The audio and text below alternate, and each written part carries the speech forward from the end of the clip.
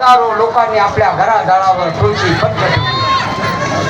आपल्या माय बहिणींनी नाही ते सहन केलं आणि या सहन केल्यानंतर आपण या ठिकाणी आलो. आणि आज आपण काय करतो? ज्यांनी अॅट्रॉसिटी ऍक्ट रद्द करा म्हणून मोर्चे काढले त्यांचे झेंडे उचलतो.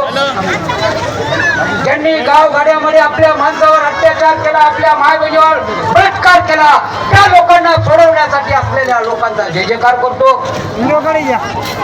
ज्यांच्या शिक्षण संस्थांमुळे आपल्या घरामध्ये, आपल्या झोपड्यामध्ये, आपल्या बंगल्यामध्ये, आपल्या पाळामध्ये जन्मलेल्या पोराला शिक्षणाची आणि शाळेची दारं बंद केली, त्या लोकांचा कित्ता गिरवतो.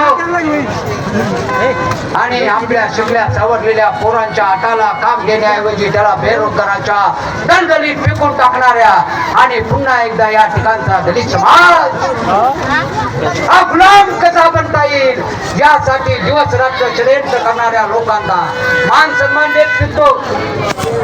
बंद करून टाका. जगाच्या अनादी काळापासूनच एक युद्ध आहे. हे युद्ध नीती आणि अनितीचं युद्ध आहे.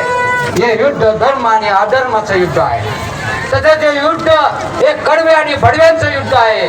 बडव्यांची संख्या जरी जास्त झाली तरी कडव्यांच्या लढवय्यापणावर, फुटबॉल मावळ्यावर याच मातीमध्ये छत्रपती शिवाजी महाराजांनी या ठिकाणचं रयतेचं स्वराज्य निर्माण केलं. फुटबॉल अन्वयांच्या जोरावर बाबासाहेबांनी या ठिकाणचा मानवमुक्तीचा लढा देऊन आपल्या माणसाला माणुसकीचं स्थान मिळवून दिलं. आपल्यावर जबाबदारी आहे दोस्तांनो, आपल्यावर जबाबदारी आहे. या ठिकाणी या जातीमध्ये, कालच्या जातीमध्ये जन्मलेल्या, भटक्यामुक्त जातीमध्ये जन्मलेल्या, अनुसूचित जातीमध्ये जन्मलेल्या माणसाला संरक्षण देणे आपल्यावर जबाबदारी आहे. या ठिकाणच्या दलित पोराला शिक्षण मिळवून आपल्यावर जबाबदारी आहे. आपल्या माणसाला